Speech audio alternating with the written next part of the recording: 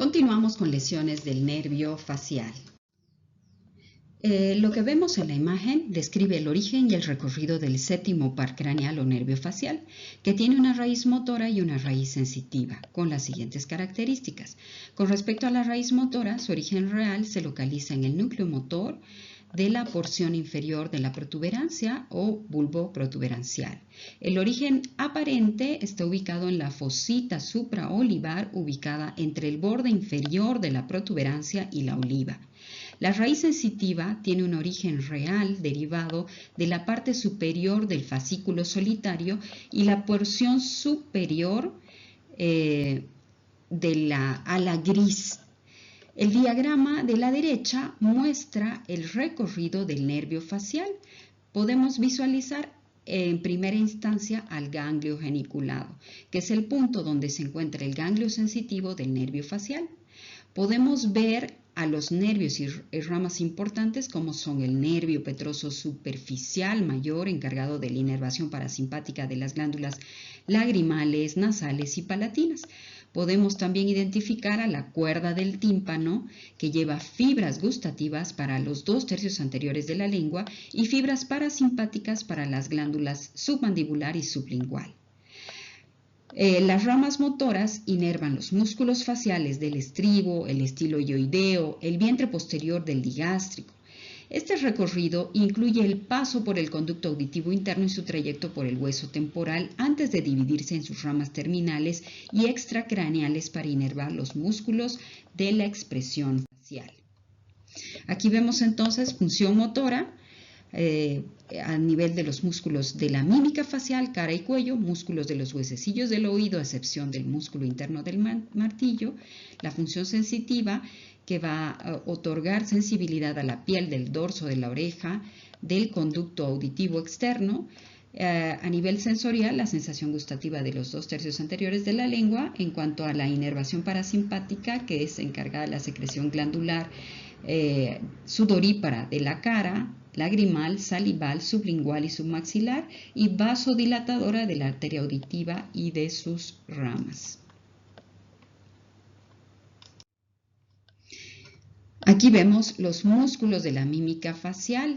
¿Sí? En esta primera figura podemos ver las conexiones nerviosas del componente eferente visceral general del nervio facial y se explica en detalle cómo logra inervar los músculos de toda la mímica facial. Estos músculos están inervados por el componente motor del nervio facial y se encargan de las expresiones faciales. Las estructuras marcadas en la imagen son el platisma, que tensa el cuello y puede contribuir a la depresión de la mandíbula, el risorio, que produce movimientos laterales de la boca o la sonrisa, el depresor del ángulo oral, en número 3, que baja las comisuras de los labios y da la expresión de la tristeza. En número 4, depresor del labio inferior, que desciende el labio inferior. En 5, el músculo mentoniano, que eleva y protruye el labio inferior y hace pucheritos. En número 6, el orbicular de la boca, que cierra los labios y ayuda a funciones como el habla y la alimentación. Tenemos en 7 el cigomático mayor, que eleva el ángulo de la boca y genera sonrisa. El 8, cigomático menor, ayuda a elevar el labio superior. 9, orbicular del ojo, permite cerrar el ojo. En 10, el prócer, baja las cejas y genera arrugas en el puente nasal. En número 11, el occipito frontal o vientre frontal, eleva las cejas y genera arrugas en la frente. Y en el segundo gráfico podemos ver las conexiones nerviosas de los componentes del componente parasimpático. Observamos al nervio facial, que contiene un componente parasimpático importante que regula las funciones glandulares. En los puntos destacados vemos en la imagen número 1 el núcleo salival superior, que da origen de las fibras parasimpáticas del nervio facial. En número 2, ganglio geniculado, ganglio sensorial ubicado en el trayecto intracraneal del nervio. En número 3, la cuerda del tímpano, conduce fibras gustativas y parasimpáticas hacia la lengua y las glándulas salivales. En número 4, la apófisis estiloides del temporal, referencia anatómica en el trayecto del nervio facial. En número 5, la apófisis mastoide del temporal, cerca de donde el nervio emerge en el foramen estilomastoideo. El número 6, el nervio lingual, conexión con la cuerda del tímpano para la sensibilidad gustativa. Y número 7, el ganglio submandibular, relacionado con la inervación de las glándulas submandibular y sublingual. El número 8, la glándula sublingual, recibe inervación parasimpática del nervio facial. El número 9, glándula submandibular, inervada por el nervio facial, regula la secreción salival. En el 10, nervio petroso mayor, inerva la glándula lagrimal y las glándulas mucosas de la nariz y del paladar. En 11, el ganglio esfenopalatino, centro de relevo para las fibras hacia la glándula lagrimal. En 12, la glándula lagrimal, estimulada por el nervio petroso mayor. En 13, las glándulas nasales, que producen una secreción regulada por las fibras parasimpáticas del facial. En 14, glándulas salivales menores, inervadas para mantener la hidratación de la mucosa oral. Y la relación clínica, los daños en el nervio facial pueden afectar tanto la expresión facial como las funciones glandulares, y que lo vamos a ver en un momento, ya que la parálisis facial periférica no solo genera incapacidad para mover los músculos del lado afectado, sino también puede provocar serostomía, que es la sequedad bucal por falta de secreción salival, ojo seco, reducción de la secreción lagrimal, alteraciones del gusto, pérdida de la percepción gustativa en los 2/3 anteriores de la lengua. Aquí podemos ver la inervación secretomotora en la intimidad del interior en un corte perfectamente realizado. Podemos ver el nervio facial, cómo participa en la inervación de la glándula lagrimal mediante su rama parasimpática que estimula la secreción lagrimal. Las estructuras relevantes en esta ruta son, en primera instancia, como vemos allá en el número 1, el nervio lagrimal, rama del nervio oftálmico B1 del trigémino que transporta las fibras parasimpáticas hacia la glándula lagrimal tras recibirlas del nervio facial a través del ganglio esfenopalatino. En 2, el ramo comunicante del nervio cigomático que conduce fibras desde el ganglio esfenopalatino hacia el nervio lagrimal. En 3, el nervio infraorbitario que participa en la inervación sensitiva de esta región. En 4, el ganglio esfenopalatino, sitio donde las fibras parasimpáticas preganglionares provenientes del nervio petroso mayor hacen sinapsis. En 5, nervios palatinos mayor y menor, relacionadas con la inervación sensorial del paladar. En 6, la glándula lagrimal, que es el órgano final que recibe la inervación secretomotora. Y luego podemos ver en el lado derecho, en esta figura, los ramos extratemporales del nervio facial, que se dividen en múltiples ramas que emergen del foramen estilomastoideo e inervan los músculos de la expresión facial, como son el músculo auricular superior que controla los movimientos de la oreja en número 1, el ramo temporal que inerva los músculos como el frontal y el orbicular del ojo. En 3, el ramo frontal relacionado con la mímica facial. En 4, el ramo cigomático que controla los músculos cigomáticos y parte del orbicular del ojo. En 5, el ramo bucal superior que inerva los músculos alrededor de la boca para el movimiento labial. En 6, el ramo bucal inferior que complementa la función de los músculos de la boca. En 7, el ramo marginal de la mandíbula que inerva los músculos en el mentón y el labio inferior. En 8, el ramo cervical se dirige hacia el cuello e inerva el platisma. Y bueno, ¿cuál va a ser la relación clínica de esta imagen? Las lesiones proximales a nivel del ganglio geniculado o antes del ganglio geniculado pueden generar parálisis de Bell o parálisis facial periférica con pérdida de la secreción lagrimal y salival, además de alteraciones del gusto.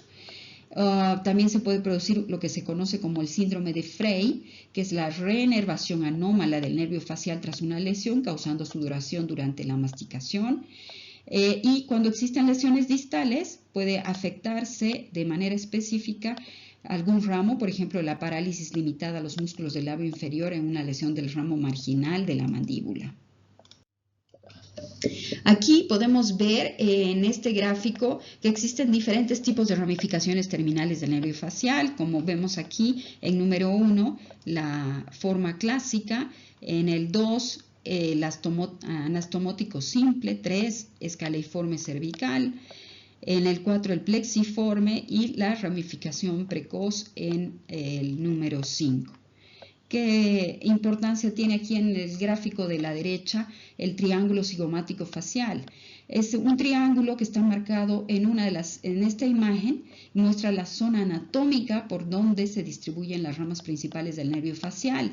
Es crucial evitar lesiones en esta área durante cirugías maxilofaciales o de la parótida, por ejemplo. ¿Cómo vamos a realizar la exploración del nervio facial? Mediante la inspección. Es una parte fundamental de la evaluación neurológica y permite identificar posibles alteraciones en la función motora, sensitiva o parasimpática del séptimo par craneal. Los pasos básicos son: 1. Inspección en reposo, verificar si existe simetría facial, evaluar si ambas mitades de la cara son simétricas, observar el nivel de los párpados, la posición de las cejas, las comisuras labiales y los pliegues nasolabiales. ¿Cuáles son signos de parálisis? Si es que es periférica, existe una asimetría evidente en reposo. Podemos ver la comisura labial caída y borramiento del surco nasolabial. Si fuera central, se observa preservación del movimiento en la frente, ya que ésta tiene inervación bilateral. Buscar movimientos involuntarios o espasmos. Inspección durante movimiento. Se solicita al paciente que realice maniobras para evaluar las ramas del nervio facial. Si queremos evaluar la rama temporal, pedir al paciente que eleve las cejas, o sea, el movimiento del músculo frontal. Evaluar arrugas en la frente ausentes en la parálisis periférica. Para evaluar las ramas cigomáticas, solicitar al paciente que cierre los ojos con fuerza, o sea, el músculo orbicular de los ojos, intentar abrir los párpados para verificar la resistencia. La rama bucal, pedir al paciente que sonría o enseñe los dientes, activando los músculos cigomático y risorio. Verificar la simetría de la comisura labial. La rama marginal de la mandíbula, solicitar que infle las mejillas y cierre la boca para evaluar orbicular de los labios, observar si hay escape de aire por un lado. ¿Cómo evaluamos la rama cervical? Pedir al paciente que tense el cuello o el músculo platisma. ¿Qué otras pruebas podemos hacer? Pruebas adicionales. Podemos valorar el lagrimeo del paciente, si es que existe exceso de lágrimas o sequedad ocular, para verificar cómo está la rama parasimpática. En el gusto, evaluar la percepción de sabores en los tercios anteriores de la lengua. La prueba es, con gustos, con sabores. En la audición, indagar sobre la hipersensibilidad al sonido, hiperacusia, debido a la disfunción del músculo del estribo. Hallazgos comunes en estas patologías: en la parálisis periférica facial o de Bell, hemicara completa afectada. No puede cerrar el ojo ni elevar la ceja en el lado afectado. Si fuera central, afecta solo la parte inferior de la cara contralateral y conserva la función de la frente y de los párpados. Este gráfico perfectamente ilustra las lesiones y características del nervio facial a lo largo de su recorrido y cómo éstas afectan sus funciones. Se describen los puntos clave. Por ejemplo, lesiones a diferentes niveles del nervio facial. Vemos aquí en primera instancia la lesión proximal a nivel del ganglio geniculado, que afecta a las fibras parasimpáticas responsables de la secreción lagrimal. Puede causar ojo seco, disminución de la secreción lagrimal. Luego, la lesión proximal al nervio del músculo del estribo afecta la inervación del músculo estapedio en el oído medio. Produce hiperacusia, aumento de la percepción de sonidos debido a la falta de la atenuación. Luego, en tercera instancia, vemos la lesión proximal de la cuerda del tímpano, que compromete las fibras gustativas de los 2 tercios anteriores de la lengua y afecta la secreción de las glándulas salivares submandibular y sublingual. Puede causar pérdida del gusto y serostomía o sequedad bucal. La lesión distal al foramen estilomastoideo solo afecta a las fibras motoras que inervan los músculos de la expresión facial y resulta en parálisis facial periférica con debilidad muscular unilateral, caída del párpado de la comisura labial. Síntomas y manifestaciones clave en la parálisis periférica o de Bell: afecta toda la mitad de la cara, incluyendo el párpado superior, causa dificultad para cerrar el ojo, mover la boca y expresar emociones faciales. Y si la lesión es central, por ejemplo, en un accidente cerebrovascular, solo afecta a la parte inferior de la cara, ya que el tercio superior tiene inervación bilateral. Conexiones anatómicas y ramas destacadas: nervio petroso superficial mayor, encargado de la secreción lagrimal y de la glándula nasal y palatina. Cuerda del tímpano, responsable del gusto y de la inervación parasimpática de las glándulas salivales. Ramas motoras terminales como el temporal, cigomática, bucal, mandibular y cervical, que pueden generar y estar asociadas y tener manifestaciones en la parálisis periférica idiopática, síndrome de Ramsay-Hunt asociado al virus de la varicela zoster con parálisis facial y vesículas a nivel del oído, tumores del ángulo pontocerebeloso que afectan la raíz del nervio causando pérdida progresiva de las funciones, fracturas del hueso temporal que pueden comprometer las fibras nerviosas en su recorrido intracraneal. Cuando la lesión es supranuclear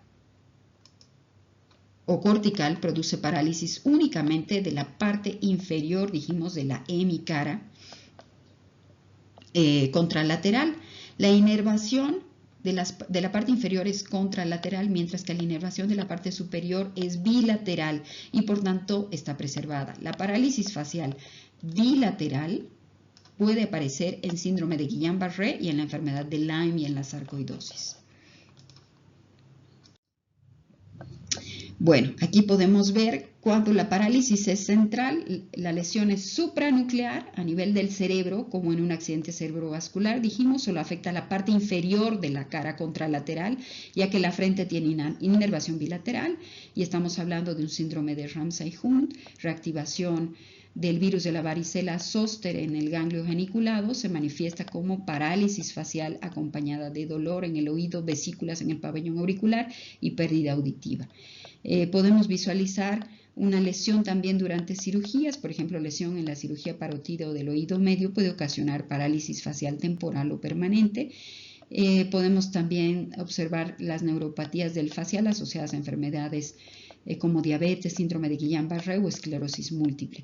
En la parálisis facial periférica, que afecta todas las ramas del nervio facial, en el lado afectado, solo el lado afectado, de causa idiopática, es la parálisis de Bell, asociada a infecciones virales como el herpes zóster, trauma, tumores. Se caracteriza por debilidad o parálisis unilateral de los músculos faciales, lagrimeo excesivo, sequedad ocular, pérdida del gusto, hipersensibilidad al sonido, que se conoce como hiperacusia. Ahí están las diferencias. En la parálisis periférica, normalmente precedida de un proceso vírico, instauración rápida en horas a un día, disminución o pérdida de movimientos de todos los músculos faciales ipsilaterales, tanto superiores como inferiores, ocasionalmente otalgia o alteraciones sensitivas ipsilaterales y puede asociarse a epífora, lagrimeo, no real por rebosamiento de lágrimas en verdad o por alteración de la motilidad palpebral, disgeusia e hiperacusia, hipersensibilidad al sonido. En la parálisis central se conserva la función de la musculatura frontal por inervación cortical bilateral de la porción del núcleo del séptimo par correspondiente a la rama temporal. Alteraciones de la sensibilidad, dijimos hipofunciones sensorial, hipogeusia o ageusia de los 2/3 anteriores de la lengua. Consiste en una disminución de gusto de los 2/3 anteriores. Esta lesión está explicada por la lesión de la cuerda del tímpano y también se acompaña de sequedad por compromiso de las fibras secretomotoras para la glándulas salivales motores submandibular y sublingual. Cuando existe lesión a nivel del ganglio geniculado, en su trayecto entre el ganglio geniculado y el ganglio estilomastoideo se van a producir hipoalgesia del tímpano y conducto auditivo externo, y cuando existe una lesión después de la salida del agujero estilomastoideo, hiperfunción o hiperacusia, parálisis del músculo del estribo, que se va a producir una lesión en el trayecto del ganglio geniculado y el agujero estilomastoideo. En este caso va a ocurrir pérdida del reflejo nasofacial de Weil. La pérdida de este reflejo implica una lesión del nervio petroso superficial mayor. En condiciones normales, si se estimula la mucosa nasal, se activa el reflejo nasal del estornudo, se enrojece la piel órbito-facial y la conjuntiva, además del aumento de la secreción de la glándula lagrimal. Alteraciones parasimpáticas como disminución de la secreción lagrimal y facial de este lado. La parálisis facial periférica de Bell es la forma más común de parálisis facial periférica. Se caracteriza por debilidad o parálisis aguda de los músculos faciales de un lado de la cara debido a una inflamación idiopática del nervio facial, sin una causa identificable. Es considerada una lesión de neurona motora inferior, por tanto se caracteriza por hipotonía, pérdida del trofismo muscular en el macizo de los músculos de la expresión o mímica facial, los cuales están implicados en los diferentes gestos o expresiones faciales. La lesión periférica del facial ocasiona parálisis ipsilateral del mismo lado, la cual se refleja con los siguientes siguientes signos: asimetría de la cara, incapacidad de arrugar la frente y elevar la ceja del lado afectado, aplanamiento del surco nasogeniano, desviación y descenso de la comisura labial o ángulo de la boca acompañado de aplanamiento del surco nasolabial, abertura permanente de los párpados con incapacidad de oclusión palpebral, eversión del párpado inferior por parálisis del músculo de Horner ocasionando lagrimeo con drenaje hacia la mejilla o epífora, desviación de los labios cuando se solicita al paciente que sople. Este signo se da por parálisis del músculo buccinador inervado por la rama bucal del facial o signo del fumador de pipa. Sequedad ocular por pérdida del parpadeo, lo cual expone la córnea a microtraumatismos e infecciones. La etiología y factores asociados, aunque es idiopática, algunos factores pueden estar implicados, como la reactivación viral por el virus del herpes simple tipo 1 o varicela zoster, inflamación autoinmune, edema del nervio dentro del canal de Falopio, condiciones predisponentes, diabetes mellitus, embarazo en el tercer trimestre, infecciones respiratorias recientes, entre algunas. Pueden haber también patología tumoral en el 6% y otítica en el 5%. Como vemos ahí, en su mayoría es idiopática, hasta en el 75%. En cuanto al cuadro clínico, el inicio es súbito, progresión rápida, horas o día. Se produce la debilidad facial unilateral completa, con incapacidad para cerrar el ojo, elevar la ceja, borramiento del surco nasolabial, caída de la comisura labial, signos acompañantes: dolor retroauricular previo a la parálisis, puede ocurrir en algunos casos, alteraciones en el gusto de los 2/3 anteriores de la lengua, hiperacusia en el lado afectado, sequedad ocular o lagrimeo excesivo. El diagnóstico es clínico y por exclusión, no hay pruebas específicas, pero pueden ser útiles en ciertos casos. La evaluación clínica, diferenciar entre parálisis periférica, que afecta solo la mitad de la cara, y central, que afecta solo la parte inferior del rostro. Exámenes complementarios en casos atípicos o refractarios: una resonancia magnética nuclear para descartar lesiones estructurales, estudios de conducción nerviosa o electromiografía en casos graves o persistentes, serología para herpes zóster, enfermedad de Lyme en áreas endémicas, por supuesto. Ahí están algunas otras manifestaciones clínicas visuales. Se presenta el signo del lagoftalmo, reflejo corneal y palpebral abolido, disminución de la secreción lagrimal, la cual puede ser diagnosticada mediante la prueba de Schimmer, que consiste en comparar la cantidad de secreción lagrimal en el lado afectado con respecto del lado sano. Trastornos glandulares a nivel de la glándula submaxilar, sublingual y las glándulas accesorias. Va a existir una supresión de la producción de saliva. A nivel gustativo, hipoageusia en los 2/3 anteriores de la lengua, que no es más que la pérdida de gusto en esta zona. Estos trastornos se diagnostican mediante pruebas gustativas en los 2/3 anteriores en forma comparativa previa a la limpieza de la zona. En los trastornos acústicos y nasales se puede presentar un dolor retroauricular 1 o 2 días antes de la parálisis periférica. Se presenta hipoacusia moderada. Dicho síntoma puede ser diagnosticado por un estudio denominado reflejo estapedial, en donde se observa la reacción del paciente frente a 3 estímulos sonoros estándar en ambos lados. Puede existir desviación de la punta de la nariz hacia el lado sano e inhibición de la secreción de las glándulas de la mucosa nasal. En cuanto al tratamiento, ¿qué comentario podemos hacer? El objetivo es reducir la inflamación y proteger el ojo del lado afectado. Se administran corticosteroides, que es el tratamiento de elección, como prednisona 60-80 miligramos por día por 7 días. Inicio ideal dentro de las primeras 72 horas después de la sospecha de una infección viral.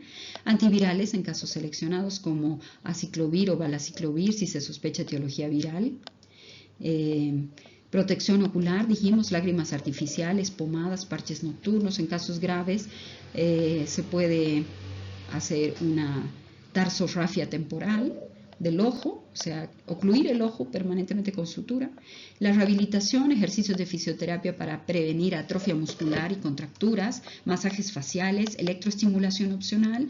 El pronóstico: la mayoría de los pacientes, 70-85%, se recuperan completamente en 3 a 6 meses.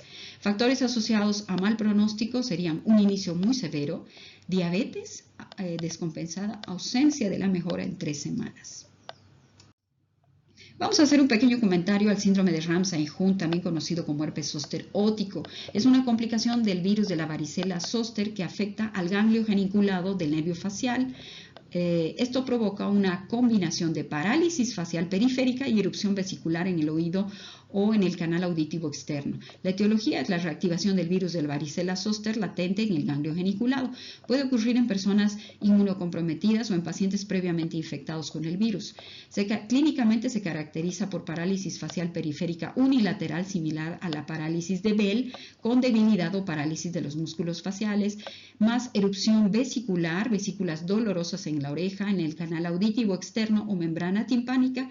Puede extenderse al paladar o la lengua del lado afectado, asociado además a otalgia severa, dolor del oído intenso que suele preceder a la erupción, pérdida auditiva y vértigo por compromiso del séptimo par craneal, hipoacusia neurosensorial, vértigo y o tinnitus, que son síntomas del sistema vestibular.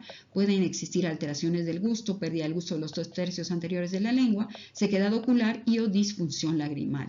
El diagnóstico es clínico, basado en presencia de parálisis facial periférica con erupción vesicular típica. Se confirma con pruebas complementarias en casos atípicos como PCR o serología para herpes virus en el líquido vesicular, estudios de conducción nerviosa en casos de compromiso severo, resonancia magnética en casos atípicos o refractarios para descartar lesiones estructurales. El tratamiento en el manejo temprano, es decir, el manejo temprano es clave para mejorar el pronóstico, y estos son antivirales como aciclovir en dosis de 800 miligramos 5 veces al día, o valaciclovir 1 a 3 gramos, 1 gramo 3 veces al día por 7 a 10 días. Corticosteroides como la prednisona 60-80 miligramos al día por 5 días, luego reducción progresiva. Ideal iniciarlos dentro de las primeras 72 horas. Analgésicos, control de dolor con AINES o analgésicos más potentes como opioides menores tipo tramadol o tapentadol. Protección ocular en casos de parálisis grave, lágrimas artificiales, pomadas, lubricantes, parches nocturnos, rehabilitación mediante ejercicios faciales y fisioterapia según la severidad. Y bueno, hablando de pronóstico, la tasa de recuperación es de hasta el 50-70%, que va a recuperar completamente la función facial si el tratamiento se inicia temprano. Factores de mal pronóstico: retraso del tratamiento, parálisis facial completa al inicio, edad avanzada o inmunosupresión, diabetes descompensada. Complicaciones: bueno, un dolor neuropático crónico, la neuralgia posherpética de esta zona, sinencias faciales, contracción involuntaria de los músculos, significa esto, pérdida permanente de la audición, que es lo más severo y discapacitante.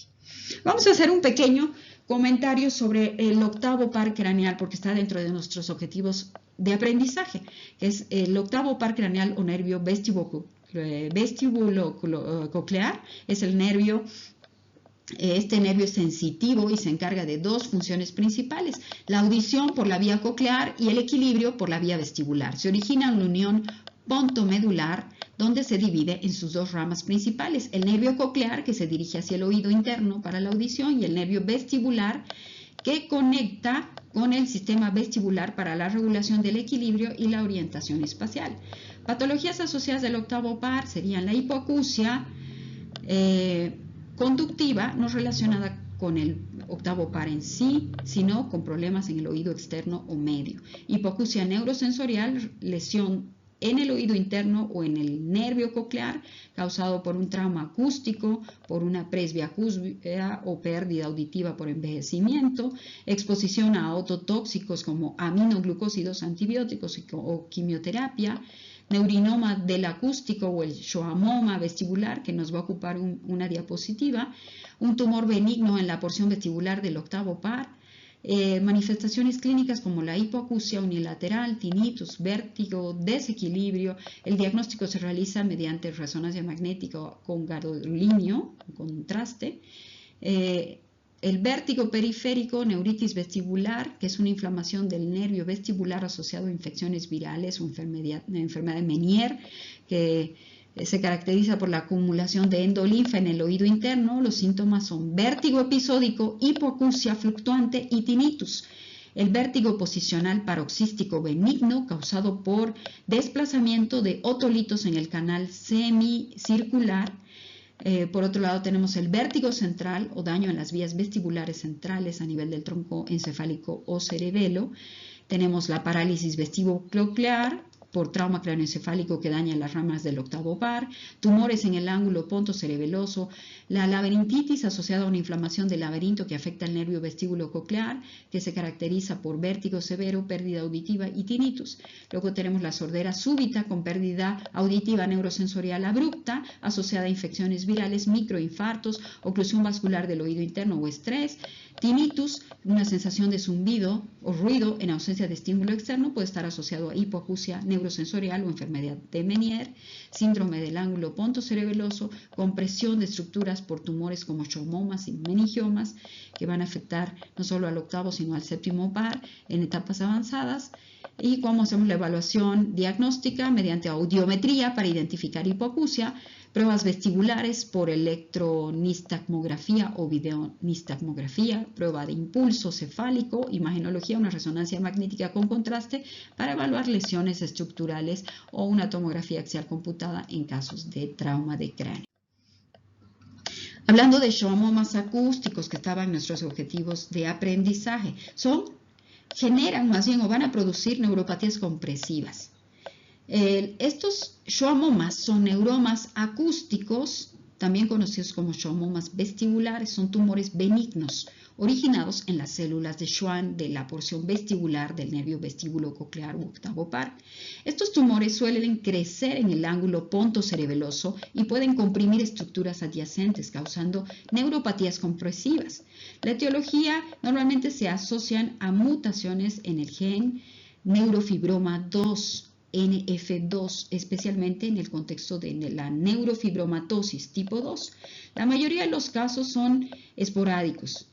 En cuanto a su fisiopatología, el schwannoma vestibular comienza en la raíz nerviosa vestibular. Su crecimiento puede provocar en primera instancia compresión del nervio coclear, lo que genera hipoacusia progresiva, que es el síntoma más común. Luego existe una compresión del nervio vestibular que va a producir desequilibrio y vértigo, además de efecto de masa por compresión del nervio facial, lo que va a provocar parálisis facial periférica o disfunción sensitiva.